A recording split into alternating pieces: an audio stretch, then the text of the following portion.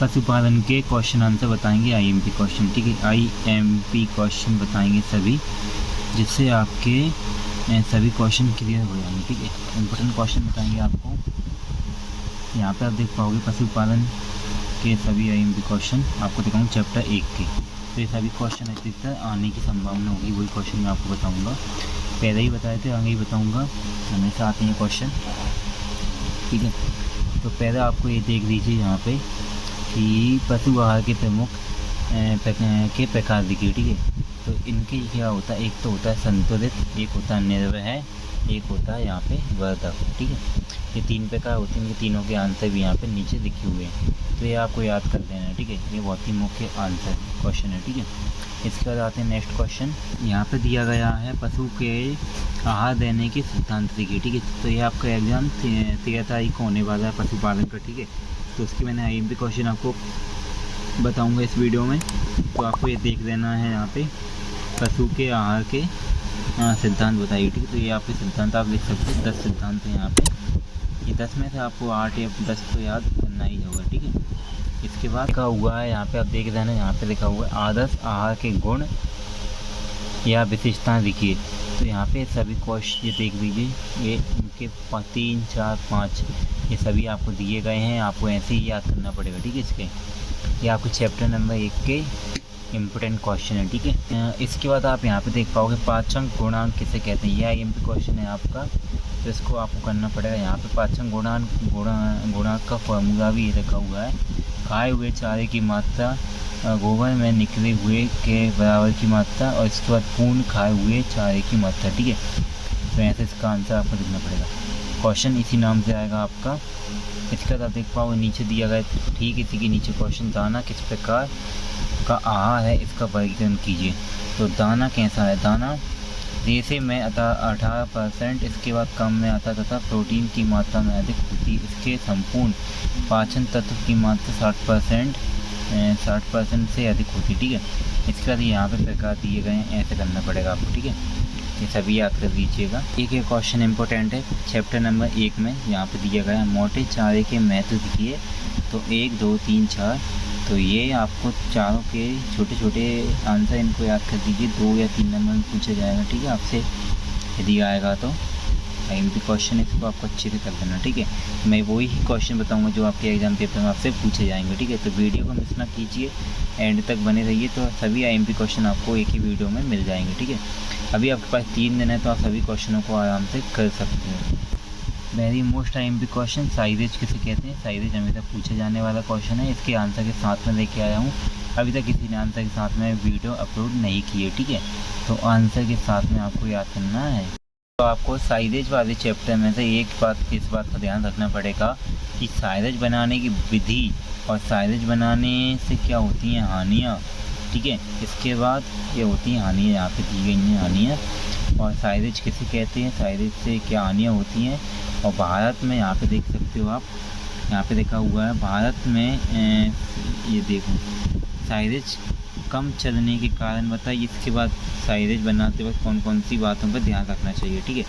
तो ये सभी क्वेश्चन आपको कर लेने हैं, ठीक है। ज़रा से पढ़ लेना, उन्हीं में आपको याद हो जाएंगे।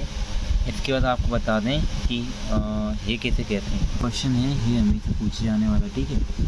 एक ही आपको हानियाँ विशेषताएँ भी लिखना है, इसके बाद विधि लिखना है, ये बनाने की विधि पूरी यहाँ पे दी गई है आपको, ठीक है। यहाँ पे ये आपको आईएमपी क्वेश्चनों में की लिस्ट में था, ये और साइरेज में अंतर, कोई 5 आपको अंतर याद करने पड़ेंगे, यहाँ पे दिए गए हैं, ऐसे याद कर दीजिएगा, ठीक है। चैप्टर नंबर 3 में आ जाते हैं हम। 3 चैप्टर में आपको बता दें कि पशु चिकित्सा में प्रयोग की जाने वाले सामान, तो एक तो आयुर्वेदिक, एक होती है एलोपैथिक, ठीक है। तो आयुर्वेदिक दवाएं तो यहाँ पे दिया गया कि क्या क्या होता है, ठीक है। और एलोपैथिक दवाएं तो ये दिया गया है यहाँ पे, ठीक है। ये क्वेश्चन बहुत ही इंपॉर्टेंट क्वेश्चन है, हमेशा पूछा जाता है, और एनिमल हस्बेंड्री में कभी क्वेश्चन आंसर ज़्यादा चेंज नहीं होती, ठीक है। यहाँ पे आप देख पाओगे पशु चिकित्सा में प्रयोग किए जाने वाले किन्हीं 4 आयुर्वेदिक औषधियों के नाम बताइए। तो आयुर्वेदिक पहले तो आपकी हींग हो जाएगी, ठीक है, इसका उपयोग भी दिया गया है। इसके बाद हो जाएगा आपका यहाँ पे सौंठ, इसके बाद गंधा, अरंडी का तेल, इसके बाद आपकी हो जाएगा कपूर, ये आपके हो जाएंगे 4-5 हो जाएंगे, ठीक है। इसके बाद आप देख पाओगे एलोपैथिक औषधियों के नाम और उसके काम। तो यहाँ पे हो जाएगा पहला ज्वारहारी, पीड़ाहारी, डेफिनेशन में दी गई है नीचे कुछ। यहाँ पे एक ये दिया, एक जी दिया गया, एक जी दिया गया, इनमें से कुछ 2 या 3 आपको याद कर लेना, ठीक है। पशुपालन हमेशा क्वेश्चन पूछे जाने वाले में से एक क्वेश्चन ये है कि पशु चिकित्सा में उपयोग किए जाने वाले उपकरणों के नाम और उनके काम बताइए, ठीक है।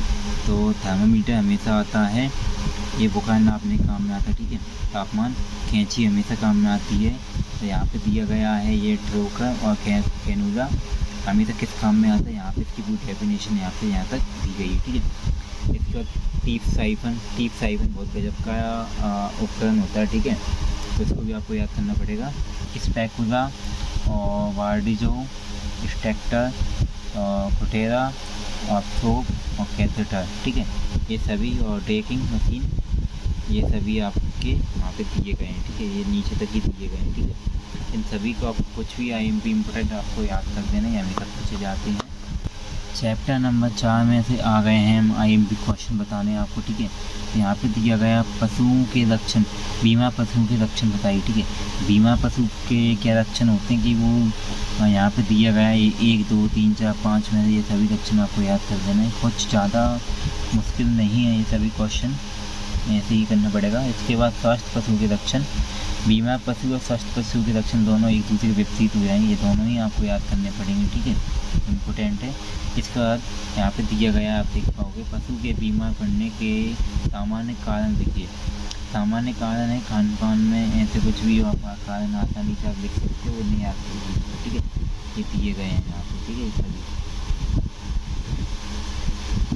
देख पाओगे यहाँ पे दिया गया संक्रमक रोग के कारण संक्रमण होता है वो किसके कारण फैलता है। गंदा जल, भोजन, सक्रिय पशु चाराएँ, अधिक पशुओं के साथ में रहना और पशुओं के बीच में अनुच्छेद प्रजनन, ठीक है। और खुरपका मुंहपका बहुत ही ज़्यादा इम्पोर्टेंट क्वेश्चन हमेशा आने वाला, ठीक है। लक्षण भी याद होना चाहिए, उपचार भी याद होना चाहिए। खुरपका मुंहपका के वेरी मोस्ट टाइम पे क्वेश्चन है, लिख के दे दिए, 100% आने वाला क्वेश्चन है, ठीक है। ये खुरपका मुंहपका के सभी दिए गए हैं पीछे इसका। इसका पशु फ्लैग भी बीमारी होती है, पशुओं में पाई जाती है। इसके भी आपको यहाँ पे रोग लक्षण और इसके बाद यहाँ पे लक्षण के बाद उपचार, सावधानियाँ सभी दी गई हैं, ठीक है। ऐसे ही आपको याद करना है, ठीक है। देखो पशुओं में पाई जाने वाली बीमारी है रगड़ी रोग किसे कहते हैं, ठीक है। ये सभी बहुत ही इम्पोर्टेंट है। इन तीनों में से आपको 2 पूछे जाते हैं, अथवा में आते हैं, ठीक है।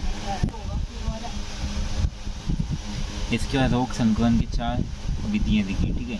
संक्रमण की 2 विधियाँ होती हैं, कैसी होती हैं वो यहाँ पे दिया गया है, ठीक है। क्वेश्चन नहीं बताऊंगा, लेकिन हर एक चैप्टर में 3 या 5 क्वेश्चन ऐसे बताऊंगा जिनके आने के सबसे ज़्यादा चांस होते हैं, ठीक है। अब मैंने खुद कुछ ऑब्जेक्टिव निकाले हैं इनमें से, तो ऑब्जेक्टिव आप देख लीजिए।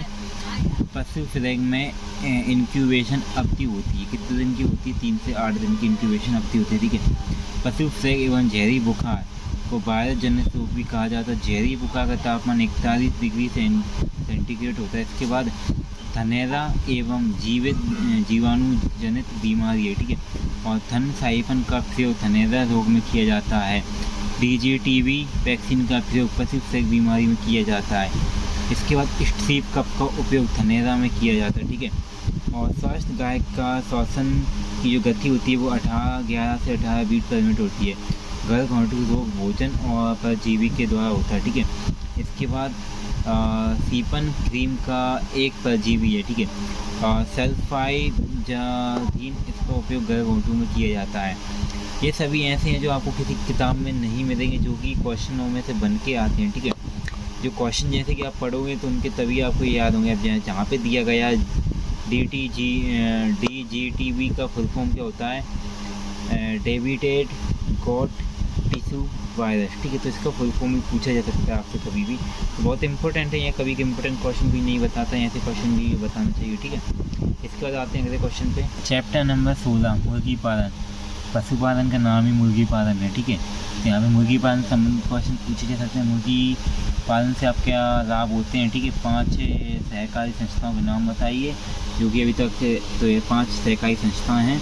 All India associate of poultry industries, all India poultry farm association, national cooperative of egg egg poultry marketing federation.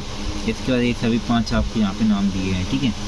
ऐसा क्वेश्चन है कड़कनाथ मुर्गी वाला जो कि हमेशा पूछा जाता है, तो इसके आंसर के साथ में सभी क्वेश्चन बताएं जो आपको हमेशा याद होना चाहिए, ठीक है। अंडे की संरचना जो कि हमेशा पूछे जाने वाले क्वेश्चन में से, ठीक है। मुर्गी पालन में इनक्यूबेटर का उपयोग। यहाँ पे आप देख पाओ उत्तम या अच्छी गाय के आपके लक्षण बताने, ठीक है। और यहाँ पे एक और क्वेश्चन बता दूँ, अच्छा वाला क्वेश्चन, पशुओं की जांच के महत्व और उद्देश्य, ठीक है। स्कोर कार्ड किसे कहते हैं ये बताना पड़ेगा। और इसी लाइन में सबसे ऊपर वाला आंसर है पशुओं की जांच की कोई विधियाँ लिखिए, ठीक है। गाभीन गाय के संरक्षण आपको बताने, तो बताइए। इंपॉर्टेंट क्वेश्चन है, सभी आपको याद कर दीजिए। और भी अच्छे इंपॉर्टेंट क्वेश्चन देखने के लिए चैनल को सब्सक्राइब करना ना भूलें। सभी IMP क्वेश्चन आपको प्रोवाइड किए जाएंगे हमारे चैनल के माध्यम से। एग्रीकल्चर के हमेशा आपको मोस्ट IMP क्वेश्चन प्रोवाइड करने में लगे रहते हैं, ठीक है। और भी कुछ चाहिए तो बता देना। मेरे पास एक कॉपी है जो कि 12th क्लास के IMP क्वेश्चन ही प्रोवाइड किए जाते हैं इसमें।